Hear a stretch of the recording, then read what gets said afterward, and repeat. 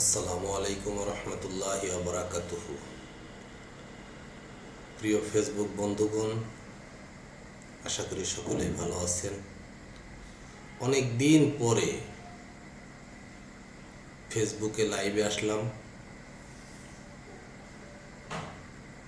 এরপরে কিছু কিছু বিষয় নিয়ে নিয়মিত হওয়ার চেষ্টা করব। আসলে আজকে একটি বিষয় অত্যন্ত দুঃখের সাথে এবং খুবই মর্মাহত হয়ে একটি ভিডিও আপলোড করছি। সেটি হলো, আমাদের দেশে কি কোনোদিনই খাদ্য নিরাপত্তা নিশ্চিত হবে না?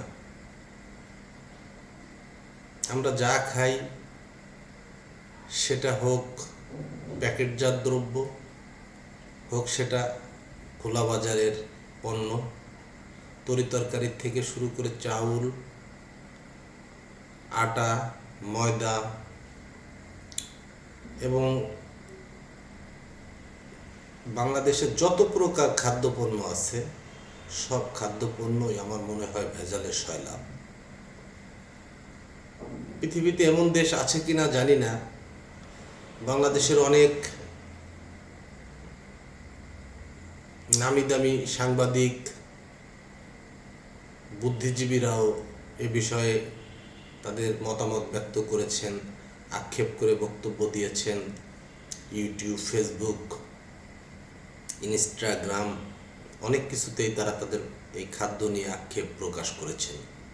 কিন্তু অত্যন্ত দুঃখের বিষয়, রাষ্ট্রীয়ভাবে কোনো দিনই এই বিষয়টার বিপক্ষে কার্যকর পদক্ষেপ গ্রহণ করা হয়নি। আসুন আমরা সকলে মিলে আমাদের দেশের ভেজাল খাদ্যদ্রব্যের বিরুদ্ধে সামাজিক আন্দোলন গড়ে তুলি। ফরমালিনের ব্যবহার, কেমিক্যালের ব্যবহার যাতে না হয় সেজন্য আমরা সামাজিক সচেতনতা গড়ে তুলি। আমরা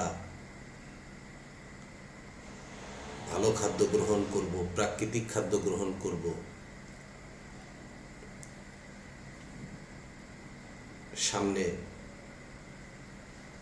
সামনের বাংলাদেশ নিরাপদ খাদ্যের বাংলাদেশ হবে।